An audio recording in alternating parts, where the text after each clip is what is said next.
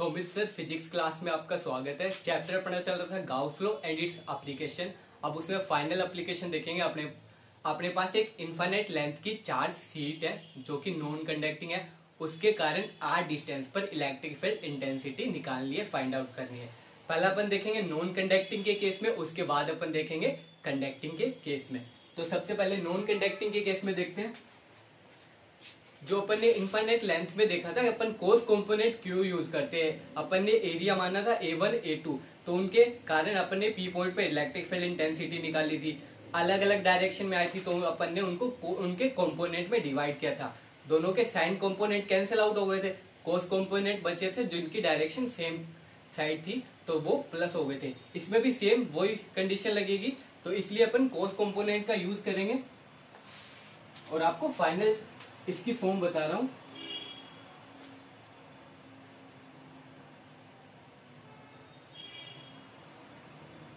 ये infinite length की अपने पास चार्ज शीट है जो कि पॉजिटिवली चार्ज है।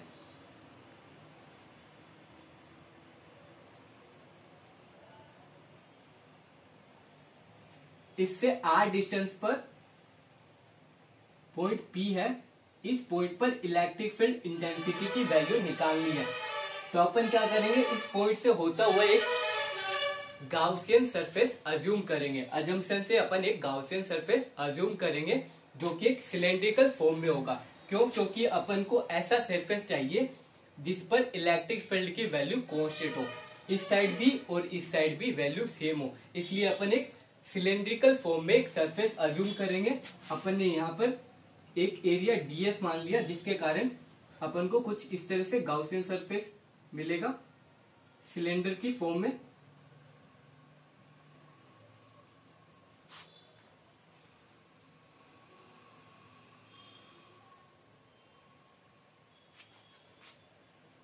और सेम ही अपन को मिलेगा इस साइड।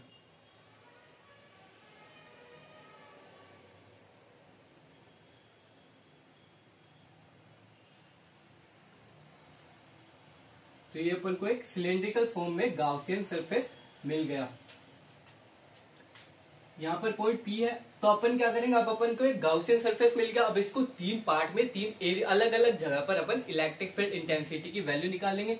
क्योंकि इसमें दो तो सर्कल है और एक ये कर्व सरफेस है, जो सिलेंडर का ऊपर का जो एरिया होता है कर्व सरफेस, तो उसके कारण अपन इलेक्ट्रिक फील्ड इंटेंसिटी निकालेंगे। तो अपन तीन को अलग अलग एरिया नाम दे दिया। S1 सरफेस, दूसरा अपन ने ये एरिया मान लिया जो कि कर्व सरफेस है, इसे नाम दिया S2।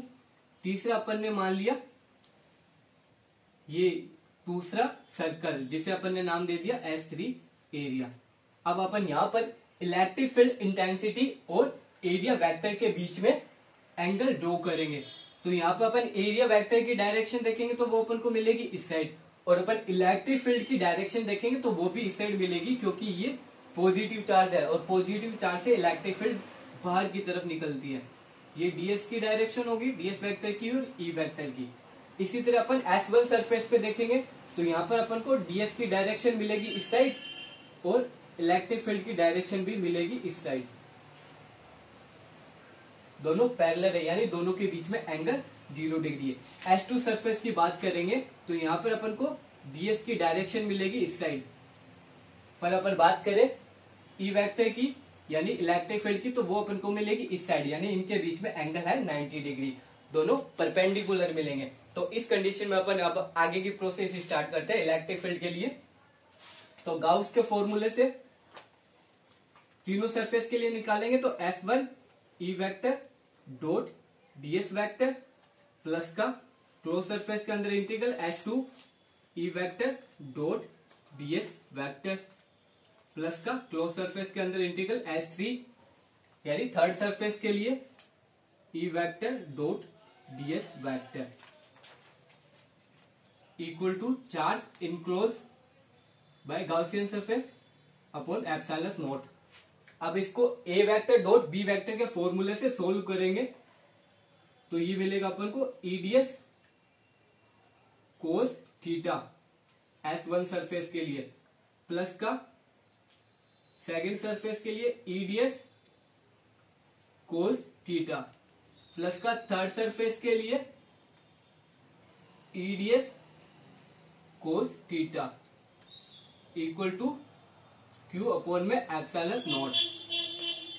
अब कोस थीटा क्या, angle between E vector and D S vector. तो अपन फर्स्ट सरफेस के लिए देखते हैं, तो इन दोनों के बीच में क्या एंगल है, 0 डिग्री। तो अपन कोस 0 की वैल्यू होती है मैक्सिमम, तो अपन को मिलेगा S1 EDS इंटू में 1। सेकेंड सरफेस के लिए देखते हैं, तो इनके बीच में एंगल 90 डिग्री और कोस 90 की वैल्यू होती है 0, यानी कि अपन को यहाँ के कारण इलेक्ट्रिक फील्ड की वैल्यू नहीं मिलेगी। तो ये हो जाएगा सेकेंड सरफेस के लिए वैल्यू 0 हो जाएगी।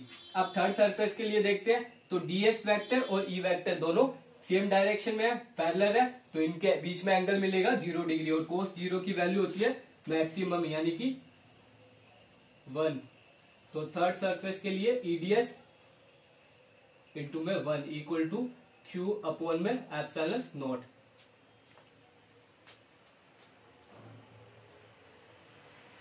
यहां पे लिख देता हूं, आपको दिखाई नहीं देगा उस साइड। अब अपन ई क्या है, ई है कांस्टेंट, यहाँ पे जो वैल्यू है वही वैल्यू यहाँ पर है। तो अपन क्या करेंगे, कांस्टेंट का इंटीग्रल समाकलन नहीं होता है, तो ई की वैल्यू अपन बाहर लिख देंगे ई को। इंटीग्रल के अंदर वैल्यू बचेगी ds प्लस का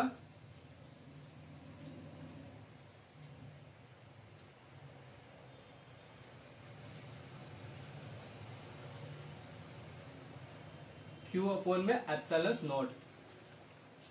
यहां से अपन ई को कॉमन आउट ले लेंगे, ब्रैकेट के अंदर वैल्यू बचेगी क्लोज सरफेस के अंदर इंटीग्रल ds प्लस में क्लोज सरफेस के अंदर integral ds equal to Q upon में एप्सिलॉन नॉट। ds क्या है, इस जो ये सर्कल है इसका एरिया, और इसका अपन ds यानी स्मॉलेस्ट एरिया। अब अपन इसका पूरे का एरिया निकालना हो तो इसका इंटीग्रल कर देंगे, यानी ds का अगर इंटीग्रल करें तो वो अपन को मिलेगा s, यानी पूरे सरफेस का। तो इस ds का इंटीग्रल s और इसका भी ds का इंटीग्रल s, तो ये हो जाएगा 2s।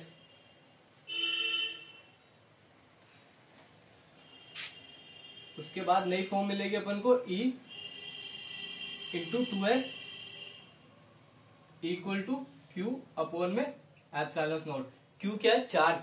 अब चार्ज की वैल्यू अपन को निकालनी है, तो अपन डेंसिटी के फॉर्मूले से निकाल लेंगे, यानी कि इसको रो से लिखते हैं डेंसिटी को। ये होती है सरफेस चार्ज डेंसिटी, जो होती है क्यू अपॉन में, यानी कि चार्ज अपॉन में एरिया या सरफेस। तो यहां से क्यू की वैल्यू निकालेंगे तो अपन को मिलेगी Q equal to density into A. ये वैल्यू अपन को क्यू की वैल्यू मिल गई। अब अपन क्यू की वैल्यू इसमें पुट करेंगे, एरिया या सरफेस, एरिया भी लिख सकते हैं सरफेस भी। यहाँ पे अपन ने सरफेस माना है तो अपन यहाँ भी सरफेस लिख देंगे। तो ये मिलेगा E into 2s equal to q की वैल्यू रखेंगे sigma S upon epsilon naught. S से एस कैंसल आउट हो जाएगा, E equal to sigma upon में एप्सिलॉन नॉट। पर ये 2 जो था ये यहाँ पे मल्टीप्लाई में था, डिवाइड में चला जाएगा, तो ये हो जाएगा। यहाँ से अपन को इलेक्ट्रिक फील्ड की वैल्यू मिल जाएगी। अब अपन इसको वेक्टर फॉर्म में भी लिख सकते हैं, तो वेक्टर फॉर्म में लिखेंगे तो ये मिलेगा अपन को A vector equal to sigma upon में 2 epsilon not R cap. R cap direction को शो कर रहा है ये। अब अपन इसका ग्राफ बनाए, यानी ई वेक्टर और आर के बीच में ग्राफ बनाए, ये ई वेक्टर और आर। तो ग्राफ अपन को मिलेगा कांस्टेंट, यानी कि ग्राफ पे इफेक्ट नहीं पड़ रहा है, क्योंकि इस फॉर्मूले में आर की वैल्यू है ही नहीं।